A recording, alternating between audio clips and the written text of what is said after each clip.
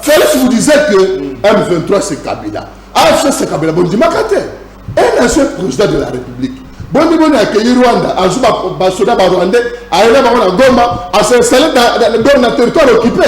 Il y a un qui était Kabila. Et c'est là que dans le temps, conseiller, le chef de l'État Félix, dit expérience naïe. Oui, je suis tout à fait d'accord. Le président sérieux, ça la c'est pourquoi ce côté, Basanjo, président, il y a un conflit. Baka nous kata makamu banda Kabila le pouvoir parce que ba benga wa peut-être Kabila conseil d'année confiance aliawa yaka mais sambo kana bino ndenge ba tout c'est pas RDC ndenge ba notre pays kabino ndenge chef bino la SADC yaka yaka Union africaine yaka bino te Kabila a dit il ne faut pas parler de Kabila, parlons de vous. La guerre va cesser. Ça veut dire quoi? Ça veut dire qu'il est plus efficace que vous. Non, il est plus rebelle que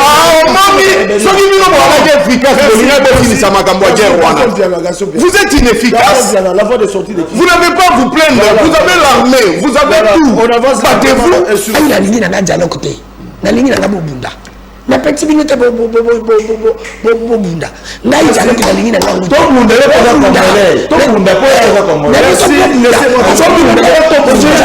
bunda ko na bino bolingi ko bunda te merci le ko na biso ko bunda te to bunda biso nyonso aka ko ngole atanga na bando bunda il faut Anthony Kisekedi papa santine na même si bango nga lingi to bunda ko jalo ko biso to bénéficier na ngote mais ce qui balingi ko bundate basa la dialogue moko inclusive ekozala dialogue kabila kozala nanga kozala faila kozala tout le monde akozala et c'est la dialogue tebolo bake bolongoli bato dialogue ya bien mwana mamoto sekere bande mandat à zéro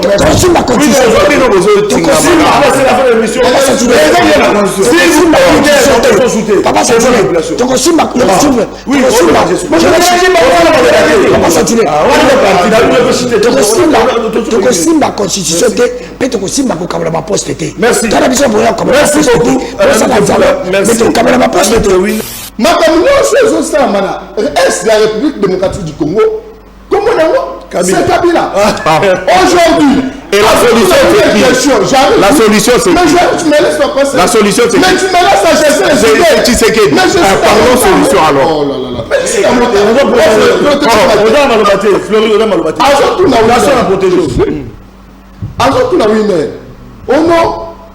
FDLR bazalaka te boni bino bosigné que botrek ba FDLR papa Flavien donc Flavien yo bosigné que la kacha mboka oyo Kabila ko sa ba rebela boya ko la kacha mboka bozo ba FDLR obosene yango yango na mede putakete ye na vital kamera bakabona c'est-à-dire c'est une situation héritée par son excellence Félix Antoine Tshisekedi Tshilombo, les sauveurs de la nation. Maintenant, nous avons un défi. Nous n'allons pas continuer de nous pleurnicher et nous devons trouver des solutions victoires. Mais j'arrive. Voilà, ce qui se passe à l'est de la République démocratique du Congo. Kagame avait un déclin ailleurs. Parce qu'aujourd'hui, notre pays a la chance d'avoir le Félix Antoine Tshisekedi Tshilombo dans sa tête. Tshisekedi, ce qu'il est en train de faire, c'est la solution la plus meilleure. Bangonde va faire Tshisekedi chance. Bango va accompagner la logique mais parce qu'il est le seul garant de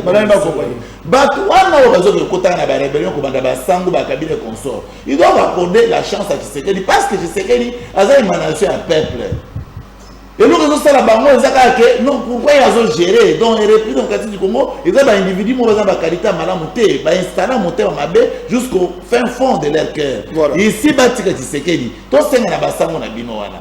Bandekouana, Moussengo, tout ça, ces gens-là, au bazo, on a coopérer avec un étranger et aux hommes étrangers, c'est bien pour la satisfaire la République Batika. Le problème qui se passe actuellement, c'est parce que vous avez voulu considérer Joseph Kabila comme votre ennemi. Imaginez avec l'expertise, l'expérience de la gestion de 18 ans, que Joseph Kabila qui conseillait à Félix Tshisekedi. Dans la situation actuellement, est-ce qu'il aurait des solutions ou bien tu n'as pas un système pour pleurnicher? 30 ans c'est trop, les Congolais vont aller couper. 30 ans c'est trop. Bote na bino bandeko bozui libako ko na biso ezali sengo mingi susu po ete tokutana lelo pona ko beta masolo Yamboka na otali actualité politique bouti kolanda Kinshasa auti ko accuser Rwanda pour na koboya kotosa o bango babengi accord de principe uta ba signa boyebiete ba pour parler à Doha ya Washington ezali koko bagana koko ba to monaki arrivé ya émir ya Qatar ou azalaki awa pour na koluka kimia solo entre République démocratique du Congo na Rwanda après passage na Rwanda ba imboka bakanisa ki ete kimia e kokota kasi na ngongoyo esengo ba ete mbola batadi aleki na kobelela ete ya solo Rwanda azali kotosa te pona o etali kimia ekoleka na nzela ya dialogue ndenge tomonaki ndeko Fayulu tomonaki pe bandeko misusu oyo babelelaki pona koloba ete issu ya kimia ezali dialogue senko kangaki munoko te bolondaki pe Fridolin Mbongo oyo ye papesaki makanisi na ye pona koloba ete ya solo dialogue esengeli ezala inclusif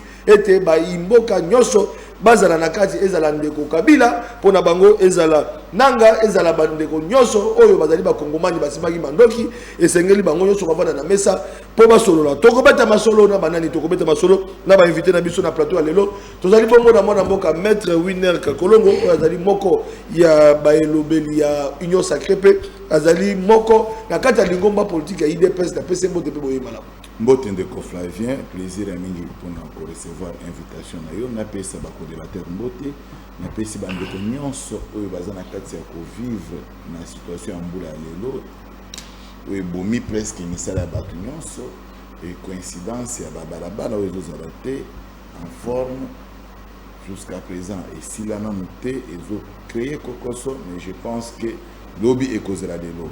Le Flavien est à disposition, je pense que l'émission est causera de très belle manière dans le respect des uns des autres. Merci beaucoup. Dans l'extrême gauche, nous allons bongo nanga opposition politique. Nous allons dans Ndeko Floribeya ou nous allons Asbel Kabila Forêt faire botte pe oui malap.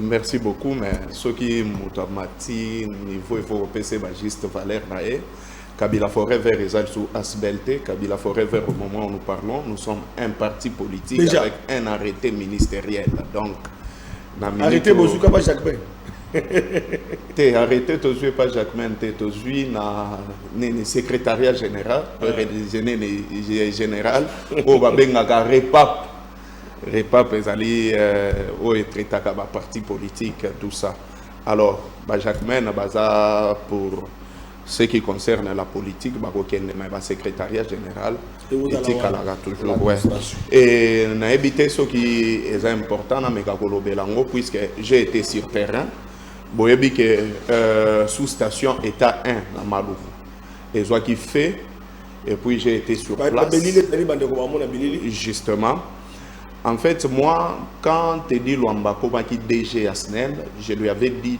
deux choses.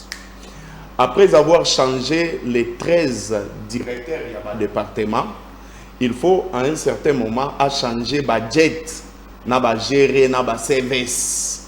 Parce que budget ndé ba gérer ba cabine ezalaka na ba quartier na biso, ba gérer na ba service ou bazali service ya commercial na neni ya SNEL. Arrivant sur place pour la première fois, ça il faut apprécier parce que nous ne sommes pas là seulement pour critiquer. Cette histoire s'est passée à 12 heures. Mais après 10 minutes, il y a eu déjà la présence de l'agent Yasnel. Ça c'est selon les témoignages de Bateau Bazalaki sur place. Ça c'est la première appréciation. Et après 45 minutes, il y a eu déjà la présence, il y a DKE, ou divisionnaire, il y a Kin Est. Les DDK Zéphirin et même la présence du DG Oyakoma qui sur place pour s'approprier de la situation au Ezalaki. Mais quand on parle de sabotage et de situation Oyo, je vais parce que dans la période il y a enquête pour que baïeba quel est l'élément causal au Ekoki Kosala qui est sous station et ça la nini ezika nenge salema kiwana. Mais on se rend compte que ba agent ya sécurité universelle au ba tcha place wana pour que ba sécuriser sous station oyo pendant que l'événement est salemi bazala quitté donc abandon sabotage c'est wana premier élément. Deuxième élément bateau bazala qui sur place il témoigne que ba agent ya sécurité wana balala la place wana té. Mais j'ai suivi, vous connaissez Roger le combattant m'a toujours insulté à traitant na ba kombo nyonso. La première des choses, On ne peut pas en ce moment que ça la apologie à tribalisme.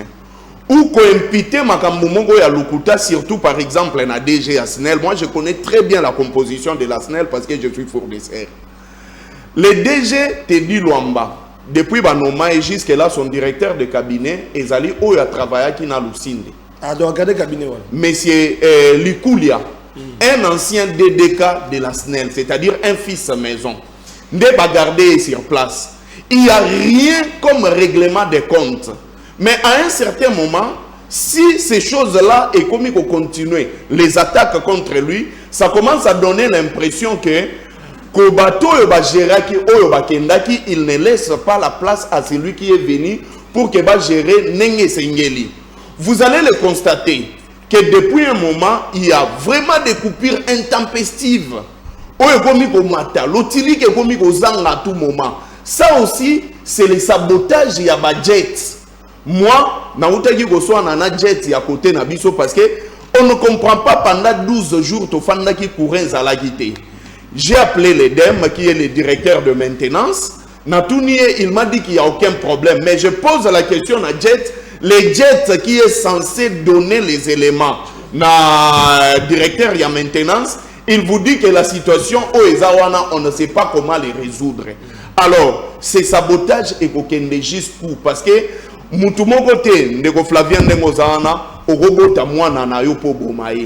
ne pense pas que la SNEL, par rapport à la volonté européenne salotili qui n'a pas congolais n'engé zaleli, bazwa bango moko bakoma kotumba ba sous-station na bango.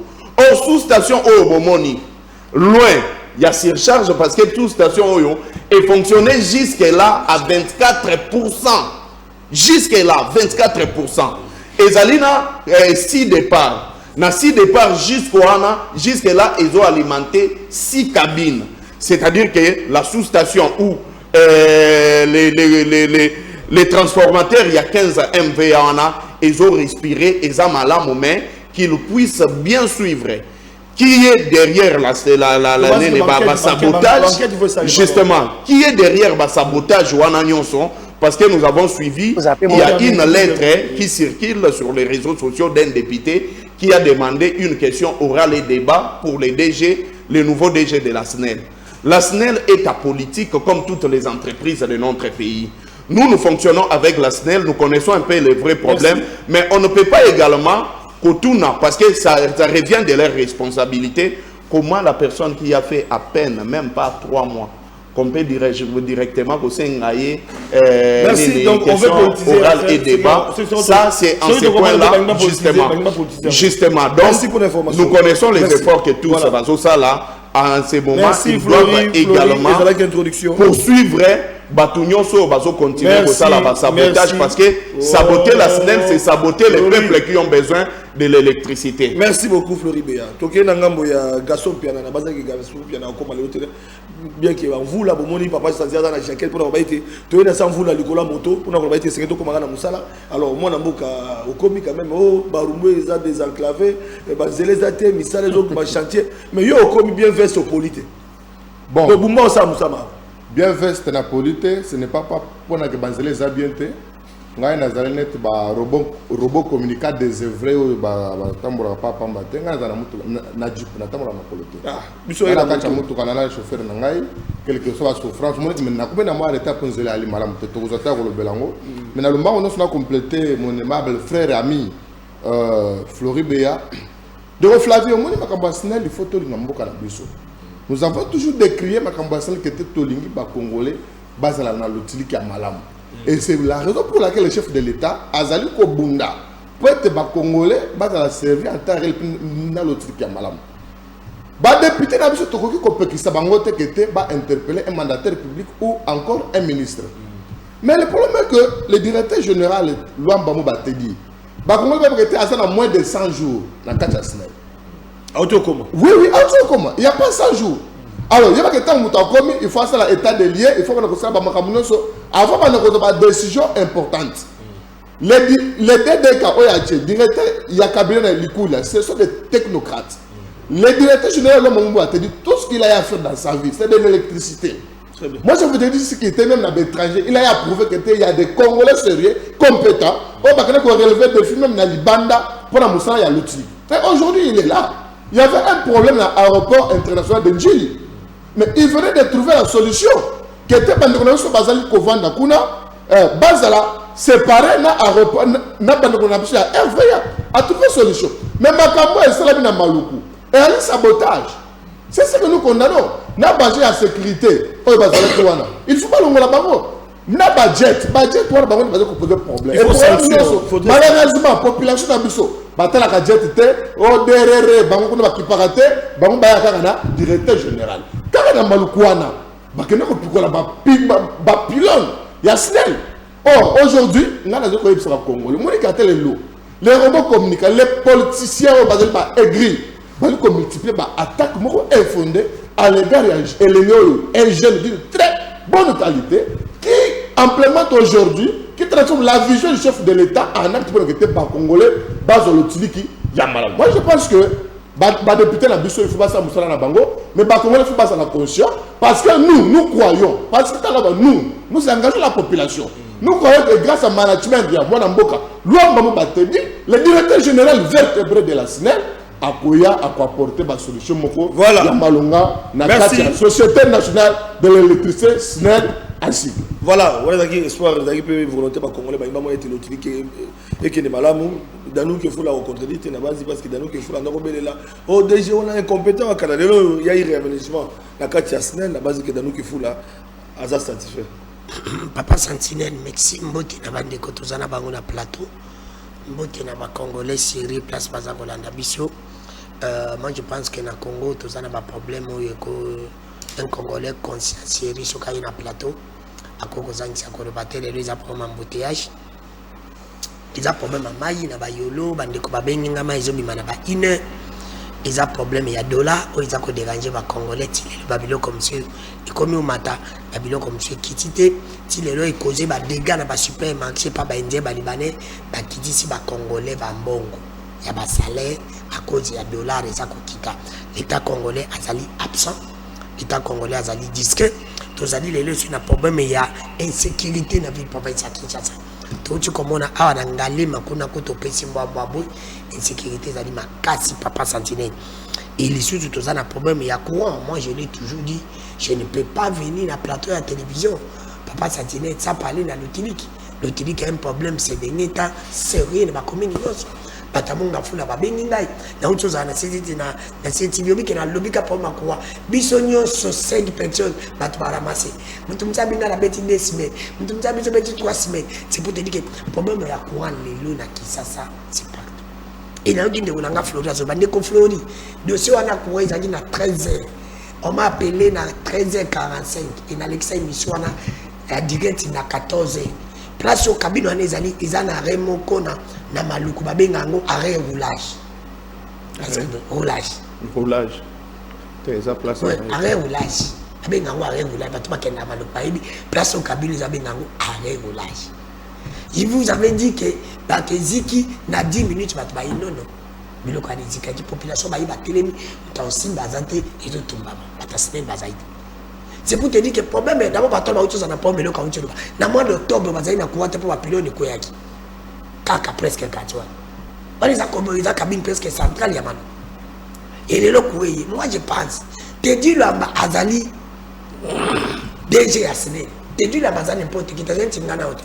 Te dis le Bazan technicien, Ayebi pense, Ayebi testé. Puis te dis le Bazan qui DG, te dis le Bazan qui Nini, ministre énergie. Félix Soka qui te dit le bala pas à mon avis que a souti. Et quoi te dit le bako peut sa solution. Te dit le bako de la 100 jours. Te dit le bako de souvent c'est le qui faut ça. Bicho no sala na la sala lusinda kende mundele. Dabi ke mundele ba bicho mutu moyindo azonyo ko la subiso. Colonisation bendeli. Te longa na mundele tu continuer ko sala colonisation mutu moyindo.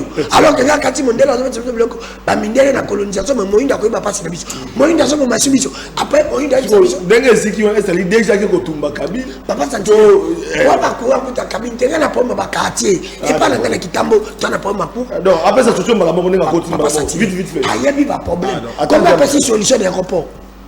Ayebi que pour ba la pomba ku no. Comment passer solution? Est-ce qu'il a Azelita ayeba kaonde et comment il va prendre la biche va fédérer il y a ma courant et par ngana kitambo tana courant tena peso d'abord na kitambo tana courant neti ngana na cabine ya Maindombi cabine ya Maindombi eza même fédérer na cabine ya Vérodrome cabine stade Vérodrome tana même fédérer je crois que fédérer 54 tana comme il va fédérer na mutu on dit cabine bolingani cabine bolingani ce qui fédérer wana kei tozo quartier Kilimani yangai Kilimani yo quartier Kilimani yo zana itimbina ngano tana yo bozana na Kilimani itimbiri Salongo Wenze presque ba quartier na nyonso to na kuante yo comme alors kitabe za na wi quartier tu dans quartier qui bon c'est ba fédérer nyonso bo en place moko c'est pour te dire que travaux de salle quand même travaux ni na ngo fédérer ni salaka intimité kuweke moi je pense que tata papa ça c'est monsieur il doit nous dire ba chantier ba région ba tobol ba tchoba tata mokonzi ko ba travaux ordonnance na ye accompagnement ba snel ordonnance na ye et cause à la tante eza tedu là-bas ministre de finance du Famba Likunde Libotai na ministre de la fonction publique il faut ba benga bango ba yebisa biso ba député ba tuna maona yo botami wapi osala wapi osala espérance parce que je te dis papa Santine ça ne va pas ceux qui même tu as salé 3 mois ba boire que n'importe kenda c'est le concours fantasme les 5 techniciens comment il va quitter je chute attends déjà makasi comment il va quitter nani ceux qui va venir des KO oya utolo ba mise en place ça qui est pas ça ba mise en place le vertébré tukuzu et tukuzu akei comment il va quand comment il va quitter France ba mise en place il va pas monter et ça net internet papa Santine n'a pas cette information lobby na commission PAJ na l'Assemblée nationale et Doudou Famba Likunde akendeki kuna il me semble il y a des autres de mon que l'équipe kuna na commission PAJ ba député basiliki plus de 1 milliard de dollars moko bungi parce que ba place ngwe l'équité traçabilité na ngwe zaki exacté papa Sentinelle exacté ba député basiliki Doudou Famba méconnaissable na bisa bino bi Doudou Famba na oh nani comment ça s'appelle émission ça na ministre de la fonction publique ba émission 25 000 francs congolais baba kisi ba fonctionner qui va ba 25 mon soudé bazo 4 bazo 10 000 12 000 musique a bengi ba musique frapper mais ba frapper pas ba frapper Nicolas ba frapper oh tu vois mais je te dis musique oh ba frapper pas ba frapper Nicolas ba frappe ba musique a bengi mais 25 000 francs congolais yo ba bimisa qui va fonctionner Doudou Famba ye le col a dit Yawaza n'est héritier. Aza comme papa nae, nous t'avons fait rien quand que Congo est héritier des Camerounais qui se quittent Bazali à Béroyade. Patron du Famba, comment va-t-on capter du Famba? Bon, qui n'a la CNSS, monsieur Zokendena, bon gagnant sacré. Et le Kamsinga, bah fonctionner, bah quatre bon gagnant, n'est pas Tazawana. Bon, fonctionner gagnant sacré. C'est pour te dire papa. Voilà winner la garçon piano, faut pas. Tu vas bien n'y avoir lobby. Ba magistrat batuna bango ide pest ba magistrat ide pest c'est parti de la honte ba magistrat winner ba magistrat ide pest ba bakati bango 56 000 francs congolais na salaire na bango ya mois d'octobre ba éviter pas justification qui on juste tata mon compte éviter ba magistrat ba magistrat vie à makambo ezali bazo pesa bino 3 mois ya salaire tata mon compte ko la ko sakate soka lobi kam ba kende mo ba zi mois moko deux mois na il faut préparer mamba on fonde bateza ate ceux qui va monter na autonomie dans le temps ba ya ba réponse biso moi des réponses voilà nani on déjà snen après donner des réponses d'ailleurs les gens qui font bien oui je peux avoir raison quand même tout mon super ma député dans la rapidité là quand même on a ce qu'on a demandé là il a côté de tout ça la victime c'est la monique ils a batundé ba côté merci il y a boire à manger merci beaucoup Danou Kefoula bonne information merci merci dossier zali voilà bila Kisekedi et qu'on voit pas na mai Anzila na électricité. Merci beaucoup. Il faut voir bizarre. Pour la interpellation, il y a dans nous qui font la meilleure fonctionnaire. C'est que dans l'hôtel Israël, à l'objet était déjà côté précipitation ma député démocratique a déjà ça pour ça la mer. Dès que je peux ma caméra belé autres c'est là parce que les Kamalotili qui en tout cas à la 100 jours t'es évalué déjà Snell à l'objet était mais moi la musala qui dans le bango parce que situation courant oh yo hérité ils ont monnaie et c'est vraiment on s'impliquer au travail makasi on est content espoir ya makino voilà bande ko balandi to ali ko kota na mosido ya question na biso mais mo ko lobe c'est mo ba été ministre na biso ba journaliste et porte-parole du gouvernement Patrick Mouya na exercice oyo asala toujours changement ya narratif azalaki mo ko lobe na briefing na collègue na ministre il y a entrepreneuriat, paix développement, petites et moyennes entreprises, Justin Kalumba, pour la Robeta Masolo, dans l'Italie, restitution, il y a table ronde nationale, dans l'Italie, emploi, paix entrepreneuriat, pour les jeunes dans la République démocratique du Congo, qu'on appelle ministre, après ça qui m'a qualifié pour la globalité, et c'est en place relance pragmatique et emploi, pour que les jeunes n'yoso, dans la réforme Bagosala, il y a solo misala, paix entrepreneuriat, et dans la malam, et comme opérationnel dans la République démocratique du Congo. Voilà, les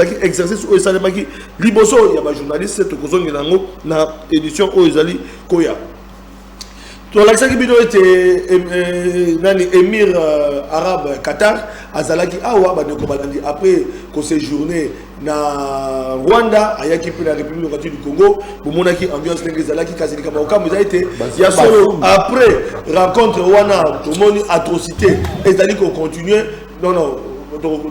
Atrocité, ils allaient continuer à décobalandir pour la globalité. Qui m'a égalité. Ce matin, nous apprenons de la bouche du gouvernement et il y a solo accusé Rwanda à respecter l'accord haut de la procédure préalable de Washington pour la qui et c'est que le Rwanda a retiré la troupe naïe cassé à Zali Kosala Moté, à Zali Kosemé atrocité. Alors qui m'a écouté dans Zalani, Tolanagi Senko a proposé qu'il voit un dialogue, Tolanagi Sudolo Mbongo, Tolanagi P au opposant Martin Fayou pour la écoute Kabila kokotate ba basema ki mamdoki ba kokotate de lo que c'est que ça le manabana ya Congo pena ngabo mosusu tunandaki Senko a proposé te batu nyonso sengeli ba kota ezala Kabila ezala nanga batu nyonso sengeli ba solola parce que de lo que c'est ezala inclusif pour que kimia ekota. Alors tokozwa solution nini réponse na ba invité na biso autour ya ba réflexion tozali ko sala awa mona mboka maître Winner Kakolongo kimia na République du Congo et sengeli esalema ndenge nini parce que toko mona on dirait Doha na Washington échoué malo pana.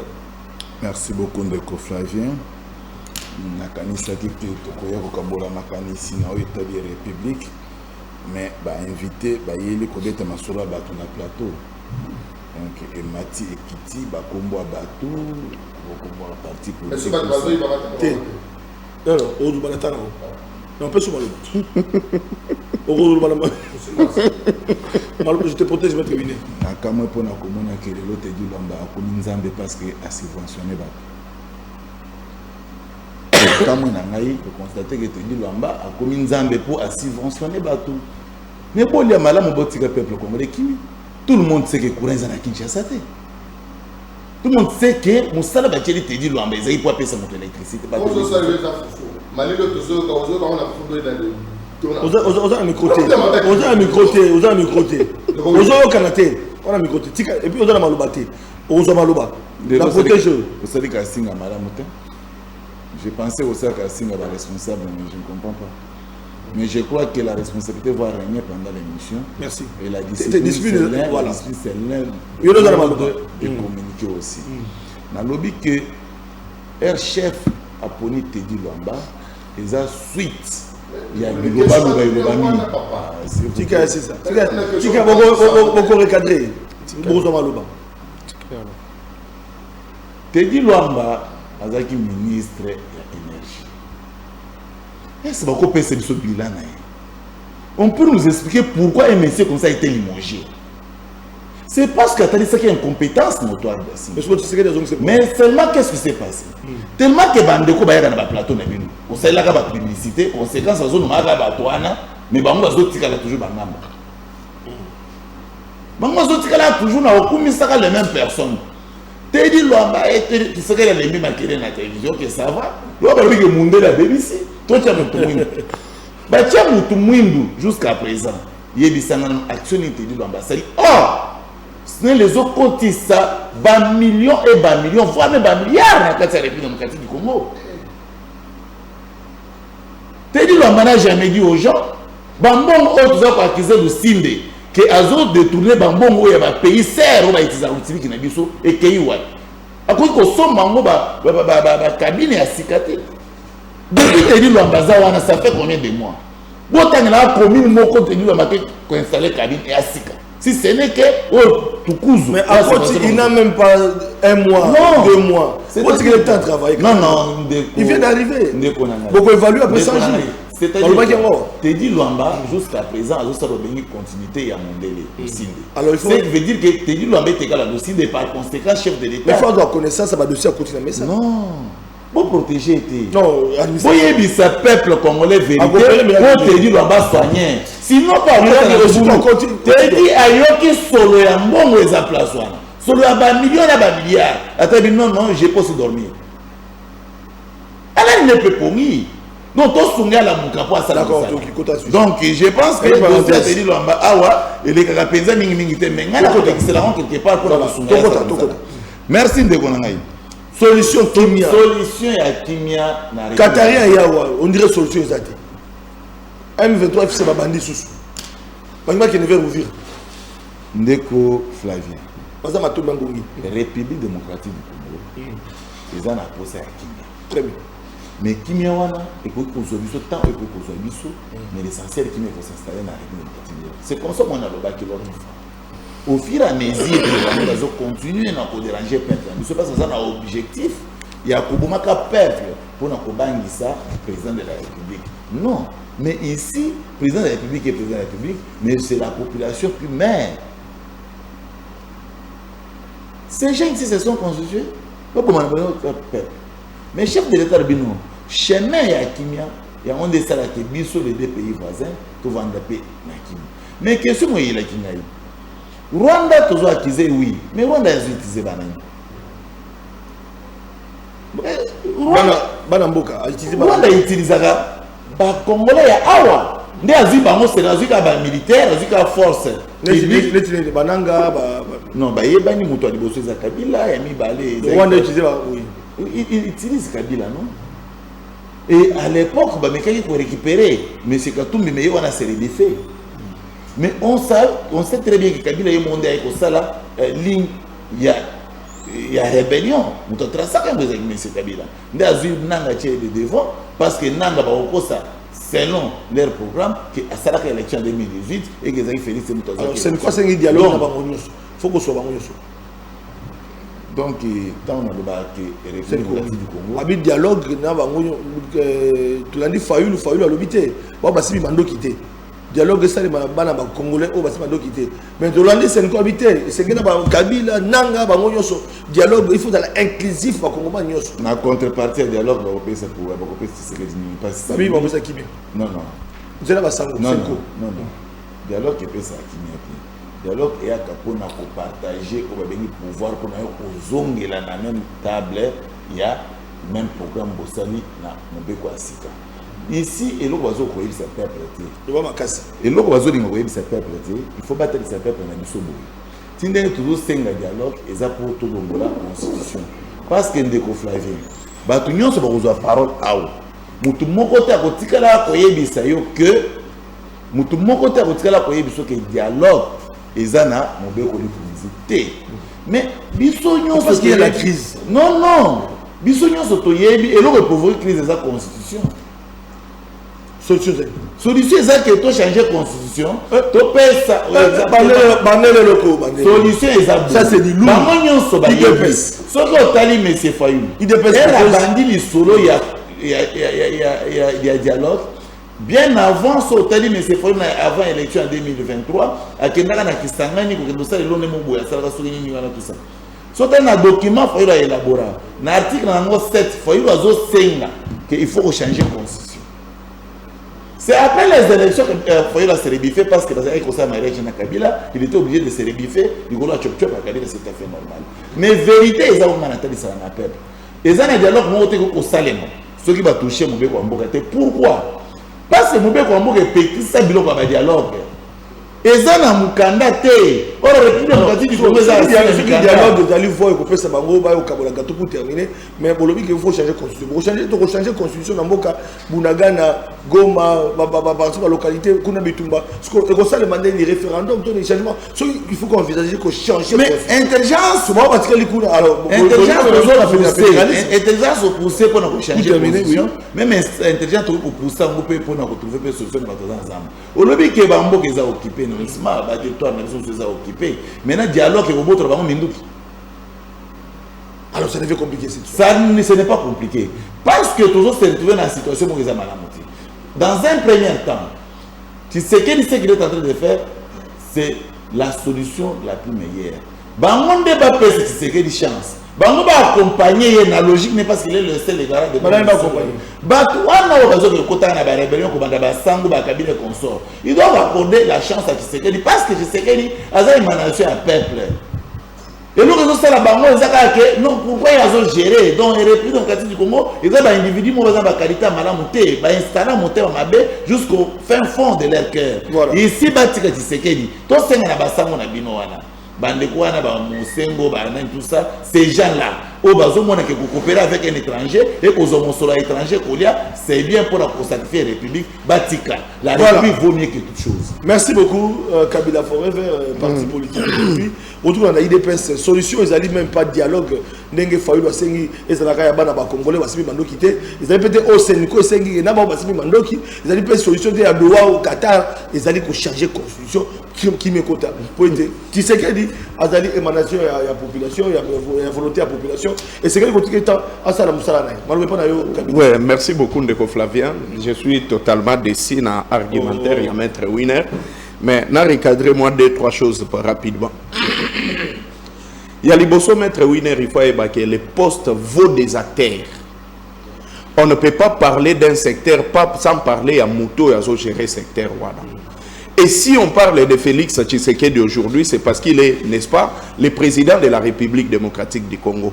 De la même manière, si on va parler de Teddy, parce qu'il est le DG de la SNEL. Ce qui est DG de la SNEL, il y a les bosso et l'oko Aouti Koloba. On a expliqué parce que Magambounde Kodanou qui est fou la lobby, c'est très important. Mais il faut retenir une chose. Batutu bayaka na ba institution ezalakana eloko moko balobaka bayaka pour la continuité ya ba travaux oyo bakutaki, la continuité de la chose publique. Mais ce qui mutoyé et kakuti que non, il n'y a pas eu grande chose na faisabilité ya muto ya ki avant yé, il va y avoir également un problème majeur. Pourquoi? Ndeko danou alobeli awa makambu ya ba fidèle. Fider national babenga kango liaison ou départ. Na fider moko ekozala na 10 cabines, ekozala na 13, ekozala na 7 tout comme 5. Mais le plus grand problème c'est quoi? Kinshasa mobimba tozana 2000 cabines, mais 2000 cabines tozaka kana 11 sous-stations. Je vous dis 11 sous-stations pour 2000 cabines. C'est déjà un problème majeur. Même ceux qui battent Jésus, il va y avoir des problèmes en termes de surcharge. Pourquoi? Parce que, s'il vous plaît, au monde, la protéger, ça la calme, non? Ça la calme. Non, en fait, vous, le problème, c'est quoi? Ce que vous avez dit, mais ce qui mouton je vais dans la parenthèse, rapidement. Et s'il vous plaît, non? Olobi, ce n'est pas ce que j'ai dit. Ce n'est pas ce que j'ai dit. Mais je parle ici de la continuité. Je parle de la continuité du secteur bien établi. Parce que c'est important. Le lot au Romonake n'a venu moko normalement, jour il y a des listages et moko. Mais il y a des sous-station par exemple moko. Ils ont couvrir 300 cabines. Et 300 cabines, on a parmi les cabines, ils ont 30 kV. On a fait Moussous, ils ont 20 kV. Moussous, il y a 6600 kV. Mais ce qui se charge est commis. Il y a la protection pour cabine, transformateur, on a et et ce qui est une grande partie de la cabine, on a salanini et comme on a problème. Ça, c'est très technique. Il y a des juristes mais qui évolué quand même. Il n'y a pas de solution à ce qui concerne Makambouya guerre. Voilà. Et ça parce que même le chef de l'État réfléchit comme Maître Winner. Mais baza bango basala apostasie baza ba Adam.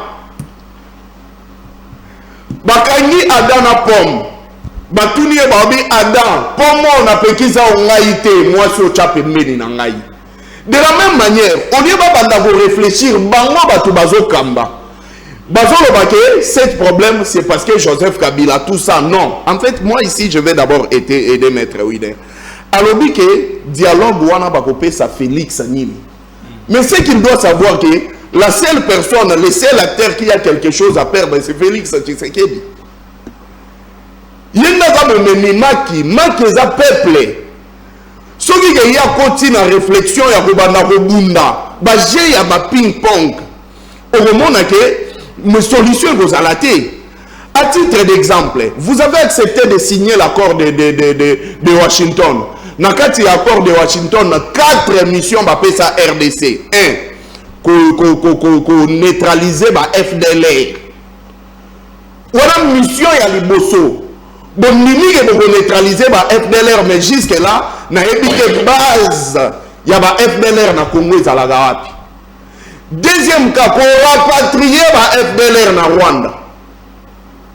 Et nous sommes dans Mosolo Nabino.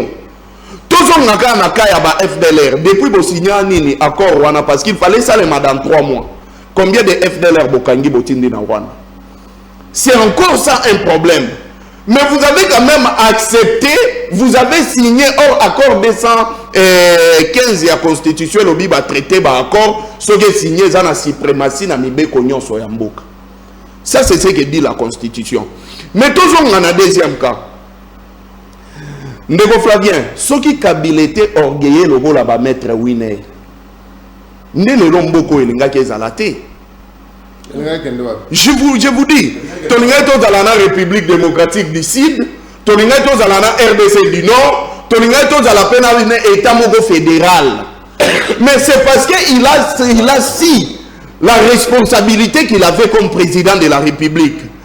A Saleli Oe Balobaka a signoré. Après qu'on soit soit tchana mapeka na eke naza danger naza mukwa tombolo naza mbila naza nani boye alobi non. La situation exige les pourparlers. Bemba yaka, lelo bolobaka bemba azo sala musala malamu.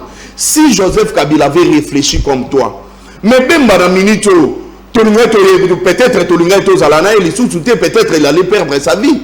Pourquoi pas Kabila perdre sa vie? Non, lui il était président de la République. Ici je parle des rebelles. Olobi? Non. Au moins il bino de bolobaka. Poso inga na landio na tunio bongo Félix okomona ba egolanda.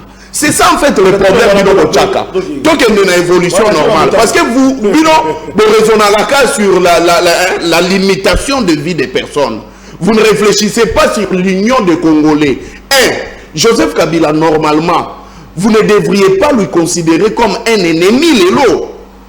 Et le problème qui se passe actuellement, s'il vous plaît, le problème qui se passe actuellement, c'est parce que vous avez voulu considérer Joseph Kabila comme votre ennemi. Imaginez avec l'expertise, l'expérience de la gestion de 18 ans que Joseph Kabila qui conseillait à Félix Tshisekedi. Dans la situation actuellement, est-ce qu'il aurait des solutions ou bien il y a un système pour pleurnicher? Deuxième cas, Tolandi point de presse, il y a M23, puisque vous avez déjà signé un accord, nous avons quand même la liberté à Golobapé Bangou. S'il vous plaît, l'accord cadre. L'accord cadre. L'accord cadre, c'est quoi? C'est quoi? Hein? C'est l'avant-accord. Avant-accord, ils ont raté. Accord cadre, ils ont accord cadre. Ça veut dire quoi? Accord cadre, ça veut dire quoi? Non, même par définition. Mais je vais te dire ça. D'abord, c'est d'abord le grand problème. On ne signe jamais un accord cadre avec des rebelles. Mais comment tu as confirmé que vous signez? Mais nous devons signer un accord cadre, vous signez un accord Tonga. Donc, nous avons mis Félix Tshisekedi, nous avons mis Madame Wagner. L'accord cadre, ce sont des principes signés pour arriver l'accord cadre, plus va signer en matière commerciale. Mais je te dis la vérité, vous êtes juriste comme est-ce que vous avez accord cadre signé jamais pour avoir problème net il y a une rébellion de tu peux me citer de tous les accords depuis Mobutu Tilelo qui est le président qui a signé un accord cadre avec des rebelles? Si ce n'est pas ce qui t'embrise, c'est le terme cadre. Ça ne m'embrouille pas, ça me donne plus des éléments, vous éclaircir. Quels sont les éléments que mais c'est ce que je te dis, non? Il t'informe que... Ils ont informé la ignorance. Mais c'est la vérité. Mais tout que Nelissousou, Ndeko Flavien, Félix Tshisekedi, c'est lui, le garant de la nation. C'est Félix Tshisekedi qui doit protéger nos territoires. Félix Tshisekedi, le Oyo, doit se constituer en danger. Pourquoi? Bolobi, la solution, c'est changer la constitution. Or, la constitution de notre pays est référendaire. C'est-à-dire qu'il faut les cas, dans référendum, population a voté oui ou non. Exactement. Mais c'est là, s'il vous plaît, pourquoi est-ce que l'élection est organisée qui était dans la zone où ils allaient sous-occupés par les M23? Parce qu'il s'est posé un problème de la sécurité. Mais ceux qui vont ici faire référendum, les lots, dans la zone sous-occupée, référendum, est-ce que le peuple va se prononcer par oui ou non? La réponse est non. On va répondre de tes attentes en antenne. Et maintenant, le Flavien, comme le peuple va se reconnaître, traiter dans la constitution, où ils ont rêve na bango, na côté wana et un État à part entière. Et en ce moment-là, c'est la balkanisation tout court. Maître Winner Europe Sangaka deux éléments dans ce qui on appelle ça état en antenne. Parce que la constitution parle de la modification. La constitution ne parle pas du changement. Pourquoi on change la constitution? C'est pour quelle raison? Merci beaucoup. Dans tous les pays. Dans tous les pays du monde. Énumérer pour expliquer tes raisons. Tu veux des raisons? Oui. Mais la meilleure raison, c'est parce qu'il y a l'évolution des temps. Après 20 ans, il y a plusieurs ressources et il y a beaucoup d'expériences que nous avons connues. Donc, la constitution qui vient d'atteindre 20 ans et mérite d'être changée. Mais Flavien, comment il a évité? Bah, changer la constitution, il y a les bossos. Ceux qui ont besoin de ça, il y a République, il y a Sika. Ça, c'est l'élément majeur. Tous dans la 3e République, ceux qui ont dans la 4e République, nous devons changer la constitution. Mais c'est nous qui devons changer. Donc, nous devons préférer s'élargir, s'éterniser dans le pouvoir, mais balkaniser au moins Boka. Mais s'il faut dire à Kabila que c'est à faire tuer les gens pour que notre pays ne se balkanise pas. C'est là le Bissayo. Kabila a dit il ne faut pas parler de Kabila, parlons de vous. La guerre va cesser. Ça veut dire quoi? Ça veut dire qu'il est plus efficace que vous. Non, il est plus rebelle que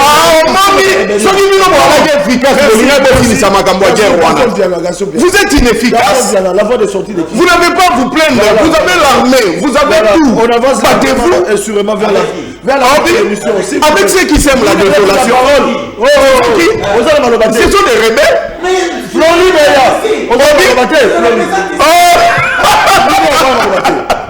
Gaston Bernard, quelle est la voie de sortie de crise? On avance à la fin de l'émission. La voie de sortie de crise. De Flavien, vous savez, le secrétaire général. C'est ça que je dis. Je prends maintenant parole. La qualité en tant que le coordonnateur de tous les communicateurs, y compris de l'Union sacrée, bien sûr.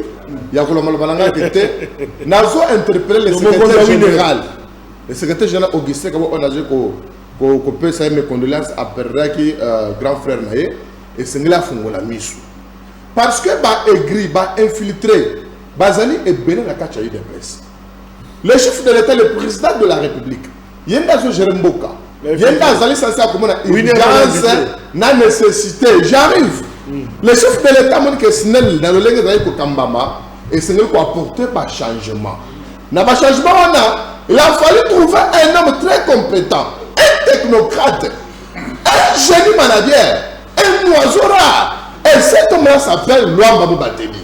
Et le chef de l'État opère son choix en nommant le professeur Mambatedi en tant que le directeur général de la SNEL. C'est le chef de l'État qui est la haute autorité de référence de l'Union sacrée. C'est le chef de l'État qui est le pays de pêche. Mais quand nous voulons un communicateur à Bengami à IDPS, Ariel Isusu, azo critiquer, azo finir na plateau, azo conseiller makam na plateau. Est-ce que ça na sens? Comment tu es belge? Je retire, c'est mon frère à qui j'ai beaucoup d'estime. C'est mon frère à qui j'ai beaucoup d'estime. Mais je m'interroge aussi. Communicateur, je chef de l'État fruit à IDPS. Monsieur, calmez-vous. Tu peux être discipliné. On a dérangé. Dans le Biboyi. Déjà, c'est même à IDPS. Chef de l'État, c'est discipliné.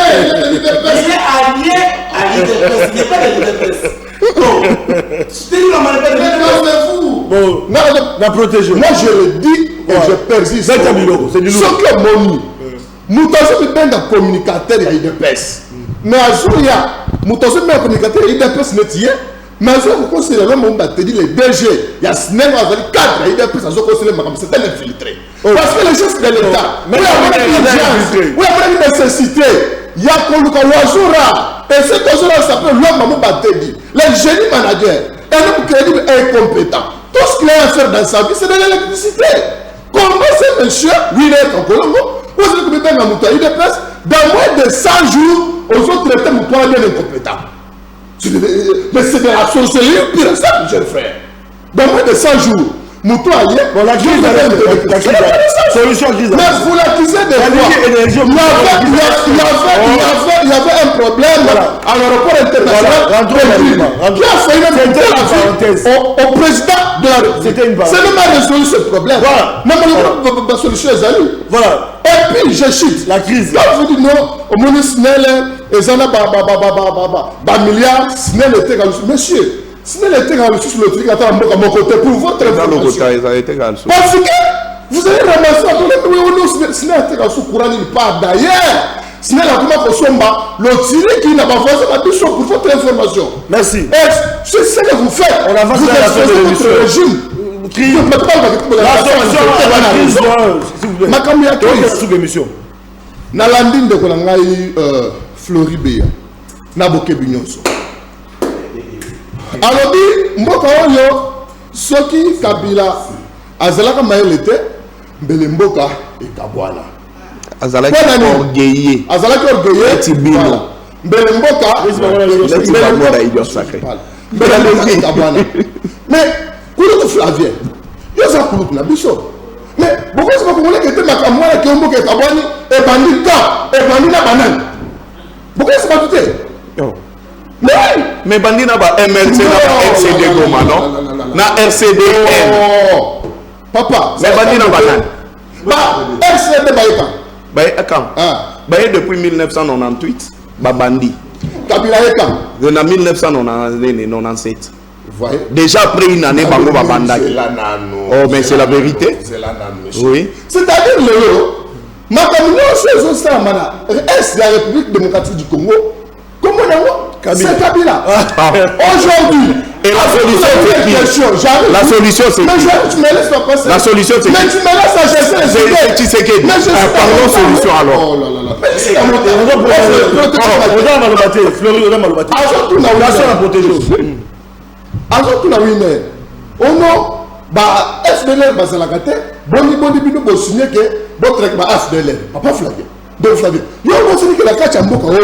Kabila côté ça va rebelle en boya côté la kacha mboka bozo ba FDL au bosene ngo yango na mede putakete yé na vital quand même c'est-à-dire c'est une situation évitée par son excellence Félix Antoine Tshisekedi les sauveurs de la nation. Maintenant nous avons un défi, nous n'allons pas continuer de nous pleurnicher et nous devons trouver des solutions idoines. Mais j'arrive, voilà, ce qui se passe à l'est de la République démocratique du Congo, Kagame avait un déclin ailleurs. Parce qu'aujourd'hui, notre pays a la chance d'avoir le Félix Antoine Tshisekedi Tshilombo dans sa tête. C'est quoi le problème? D'ailleurs, je vous informe, les chefs de l'État vont voyager pour la coucher sur Makambouana. Mais les Rwandais, en complicité, les Rwandais de base étage net Banangawana, basés maintenant pour le prétexte, basés pour le Libye. Et nous ne pouvons pas suivre Batouana. Nous sommes tout droit. Ma colonisation va bot na biso pour la total sur la Mokili. Bon pour la biso ils allaient agresser. Bon gouvernement la biso allait comme multiplier par effort. On est bien pour ma patrie mais oui. Sur le travail qu'il y a à faire. Pensez-vous que na ba diabolisation comme nous on bande la biso ya ba Kabila de suite ba au sein na donner la communication. Pour un jour rwandais. Ce qui est le nôtre Patrick Mouya-Katembo, le véritable du gouvernement souminois. Aïe, n'a pas de poison, merci comme on ça, nous devons protéger notre pays. Donc, on soit accord définitif, donc on soit console, qui n'a pas parce que Batman est le chef de l'État. Voilà. Félix vous disait que M23 c'est Kabila. AFC c'est Kabila. Bon, Dimakate, un ancien président de la République. Bon, il a accueilli Rwanda, en Zuba, Basoda, Rwandais, à Ela, à Goma, à s'installer dans le territoire occupé. Il y a un qui était Kabila. Et c'est là qu'on a l'attente conseiller, le chef de l'État Félix, dit expérience naïe. Oui, je suis tout à fait d'accord. Le président sérieux, ça la c'est pourquoi ce côté, Basanjo, Talia, président, il y a un Moussou, conflit. Baka nous kata makamu banda Kabila le pouvoir parce que benga wa peut Kabila conseil dani confiance aliawa yaka mais samboka na bino ndenge ba tout non c'est pas RDC ndenge ba notre pays kabino ndenge chef bino bimela la sadek yaka Union africaine yaka bino te s'il vous plaît on Flavien n'a pas de déranger parce que ici c'est la fin de l'émission oui Kabila Savi c'est la rébellion. Il nous reste deux minutes. La Savi c'est de la rébellion. Merci. Bakoumi n'a comment pour la rébellion. Merci. C'est quoi la solution? Ezali ba initiative. Ezali ba piste. Le gouvernement a vu ça parce que Washington. Mais bien sûr, Ezali comme un abisso déjà. Pas de dialogue. Non. C'est encore Église catholique. Mais imaginez-vous. Vous avez des bateaux. Voilà. C'est quoi les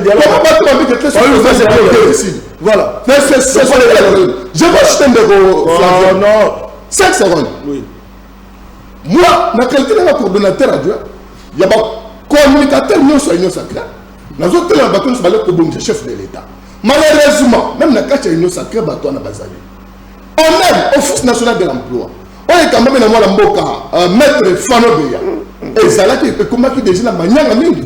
Mais depuis son avènement à la tête de cette entreprise publique, nous avons relevé les défis. En multipliant le salaire, il y a Baja, il y a une réforme, il y a un état, il y a un ministre assigné, et tout ça a été social à Congolais, la mobilisation de la recette et matin. Malheureusement, nous avons senti le blocage. Et puis après, c'est là. Vous avez vu que qui était à libérer la société sans vous ça. Tout à l'heure, vous avez une campagne de diabolisation. Merci. Pour cela, il semblerait que non, une solution. Maître Fano Beya, c'est un gestionnaire orthodoxe. C'est un monsieur honnête qui gère la gestion. Mais c'est un prince beaucoup de responsabilités dans la vie du président. Il y a protection de la Premier ministre. Il y a Maître Fano depuis la gagne au Léga d'émission à qui m'a question face sentinelle. Ah ouais, voilà, merci. Dans nous que vous là. Voie de sortie de crise. Pas de dialogue. C'est encore le Kinshasa n'a pas de dialogue. Pas de dialogue. Fallu la 5 dialogue. Beaucoup de gens qui pas de dialogue. Si que Qatarien y a qui a Azongi bitumbe bandi. Ce que toujours battu toujours qui donne. Solution des administrations dans le Merci papa Sentinelle. Tikana biso bande ko ngai. On passe à la télé. Batba le balanda biso ba l'équipe biso. Nous passons à la télé batba balanda biso ba l'équipe biso na maele. To mene bi na biso te to tika rara ko ya ko lobela ka bato. To mene pe bi na biso po lobi pe bato ba lobela biso. On gagne des konanga Gaston ou le bailo moko. Mais bien tout la passion, tout le poste, tout le bailo bato. Si tu as biso photo diriger lobby. Biso photo diriger lobby. Alors gagne des konanga Gaston ou le ba. Ndeko Gaston, oui, il n'y a pas de mabona tchate mais voilà, il n'y a pas de problème. On me dit que dans la vie, il faut être ensemble avec les gens. Mais il ne faut pas être mélangé. Il faut être ensemble avec les gens. Mais il ne faut pas être mélangé. La vie, tu as ça, mais tu as ça, on est monde.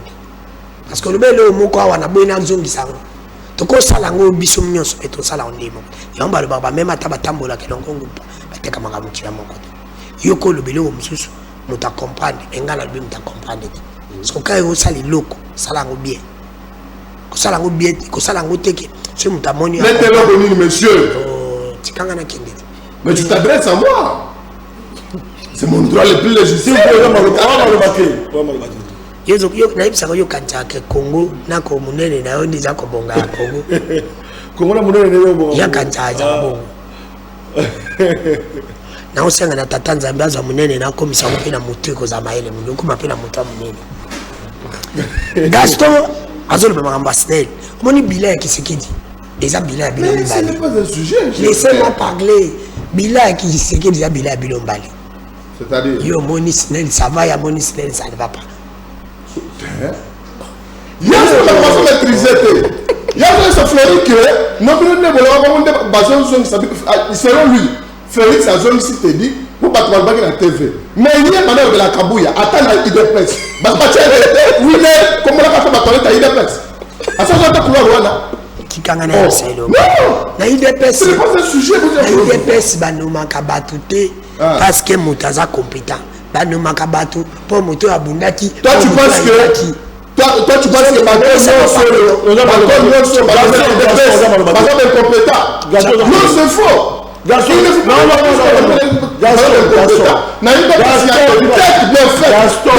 discipline. Tu passes dans un plateau sérieux. Ah, Yozandoki. Yozandoki. Retirez, monsieur. Mais tu comprends pas. Mais là, retirez. Mais est-ce qu'on finit de document? Un doc qui a passé. Non, retirez. Ah, pasteur. Oui, je le suis. Ok. Papa Sentinelle. Je le temps de regarder. C'est pour te dire que les bilans. Comment on courage sur Bongi, bisous sur ton constatant de Bongi. Courage sur Bongi, tu y vas. Le cas de Bongi, tu es en train de se faire. Derrière, c'est une fois Bongi ça. Gaston va dire à ton ami, il doit arranger l'électricité. Mais je suis d'accord, je n'ai pas refusé. On a besoin de sa résultat, il y a un problème, après sa solution. Tu es lui qui n'a pas de check, qui n'a pas de sa solution. Après ça, qui est à l'attente. Il y a Bongi, dans moins de mois, je tombe pour moi, pour moi, oh, tu as eu sa mission pour moi. N'a-t-il pas mon petit temps comme moi, n'a pas de la naïe. Attends ce qui a dû naïe, pour lui le Bokantaka.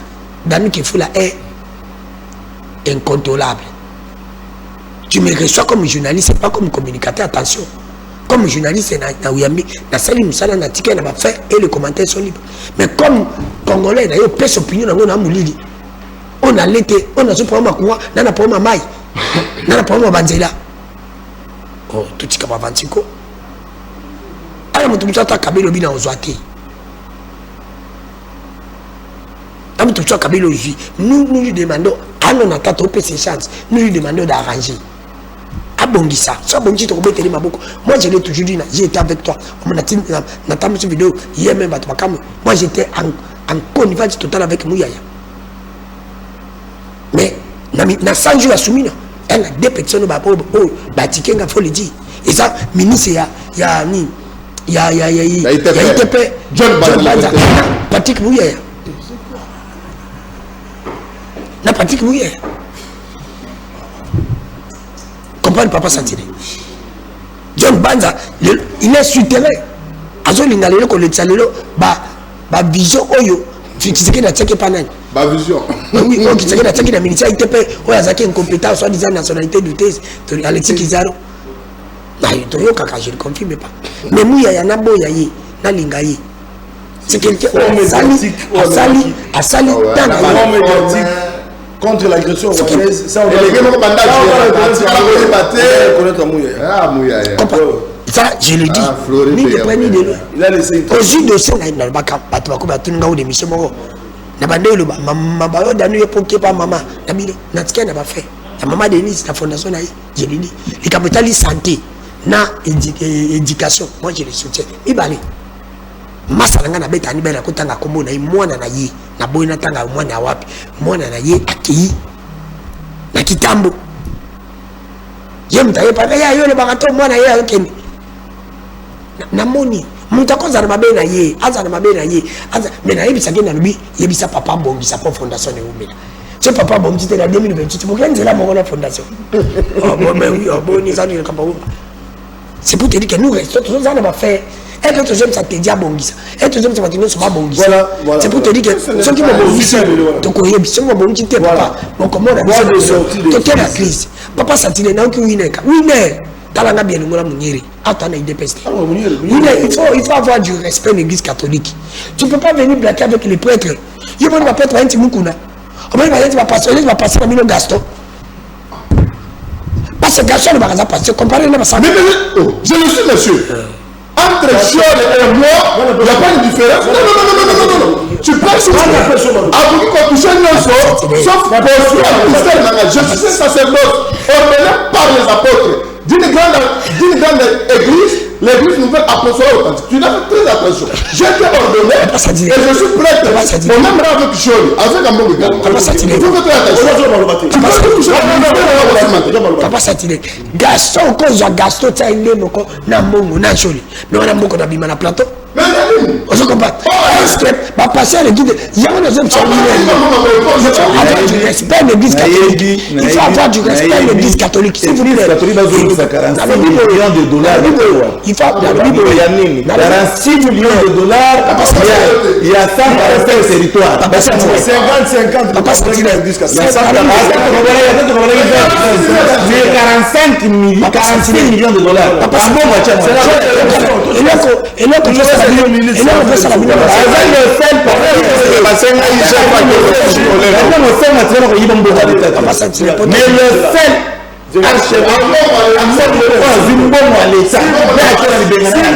s'il vous plaît, parce que nous sommes arrivés déjà à la fin de l'émission.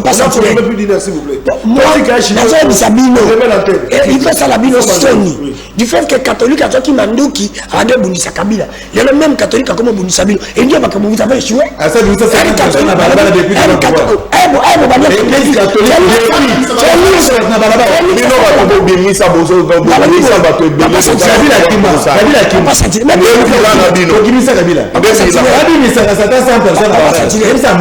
Il y a un salami qui est catholique comme ça. Félix Sambela na Philadelphie. Pour l'image on dit que l'église catholique. À quelle Philadelphie quoi? Non invité qui? Non invité qui? Non invité qui? À quoi boyat?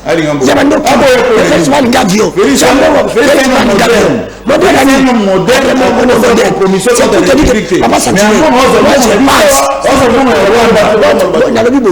Monsieur, moi je ne sais même pas. Papa ça dit tous à la honnête.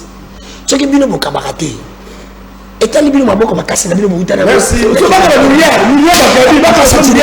Bino pas le bacabalabi. Papa ça dit. Bacabalabi que. Na bibo. Bon pas ça bazambo na Rwanda. Basa wa itsa bino kwa zape mbo na Brazza, baza mbo na Angola. Et ça la bino pour. Ya ba to na mbo. Na ça la bino. Mais na pas na bazo pour la République. Neti ngai dani ke fula. Ngai dani ke fula na. S'il vous plaît, peu de discipline. Ngai est suivi à l'étranger. Tout ce gars-là si ça va. Ngai na lingi na dialogue côté. Na lingi na bunda. Na petit minute bunda.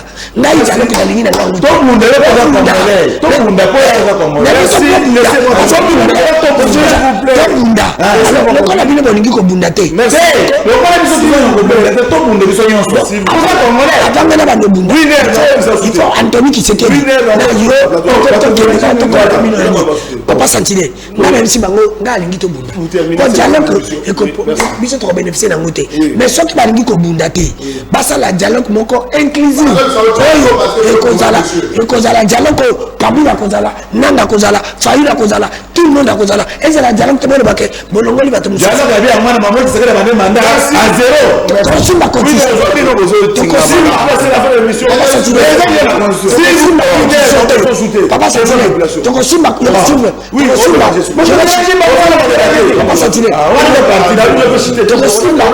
consumes ma constitution. Mais tu consumes ma poste. Merci. Merci à Gaston Piana, merci à vous. Une information s'il vous plaît, nous allons clôturer avec un élément d'une minute. Je pense que à Malo Kabotoy Kolanda, mon amour Rodrigue Amazani, Oyo Akitaki na terrain pour nous sensibiliser la population dans l'Italie rencontre il y a gouvernement à Doha, puis Washington pour nous présenter M23, puis au Bazali l'agression pour qu'on rappelle à Mozambique que les lois a commencé déjà et Tikali pour 1126 jours pour que les lois Makamo et que les malades donc Thomas était même sur le dialogue, tu veux arrêter, tu as quand même les éléments là d'être sous ici émission.